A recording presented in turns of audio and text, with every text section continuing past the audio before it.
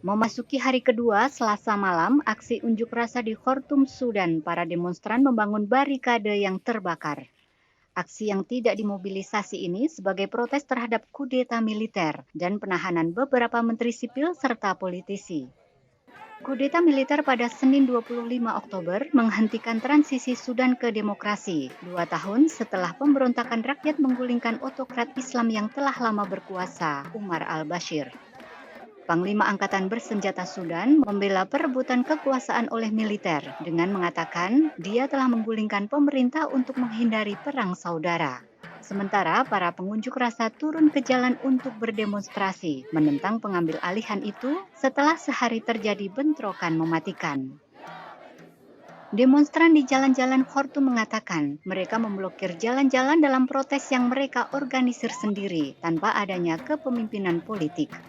Mereka menambahkan bahwa protes massal terhadap pengambil alihan militer dijadwalkan pada 30 Oktober.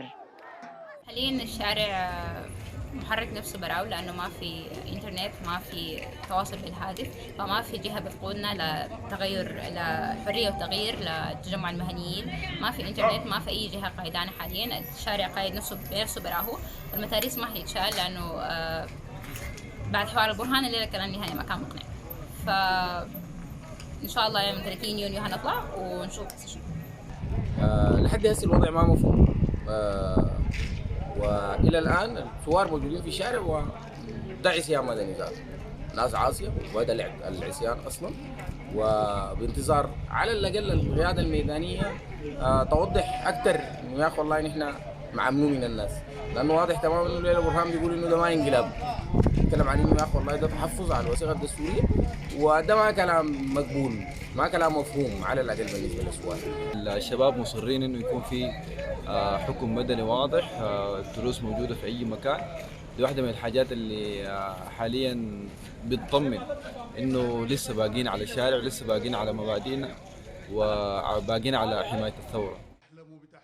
Berbicara pada konferensi pers pertamanya sejak mengumumkan pengambil alihan pada hari Selasa, Jenderal Abdel Fattah al-Burhan mengatakan tentara tidak punya pilihan selain mengesampingkan politisi yang menghasut melawan angkatan bersenjata.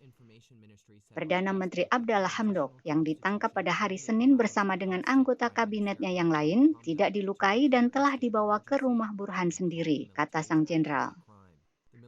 Kemudian pada hari Selasa, sumber yang dekat dengan Hamdok mengatakan dia dan istrinya berada di rumah mereka dan di bawah pengamanan yang ketat.